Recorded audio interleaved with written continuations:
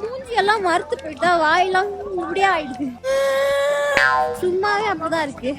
இதுல இது வேற நான் டிராகன் அதான் வாயில இருந்து நெருப்பு புகையும் வரும். ஸோ இந்த மலை வாரத்துல நாங்க வந்து நூடுல்ஸ் அப்புறம் காஷ்மீரி ஸ்பெஷல் அந்த காவாவா அதை சாப்பிடுறோம். கைஸ் நாங்க வந்து இப்போ மேல போயிட்டு வந்துட்டோம். இப்போ டைம் வந்து 5:30. வாயெல்லாம் குழக்குழன்னு இருக்கு.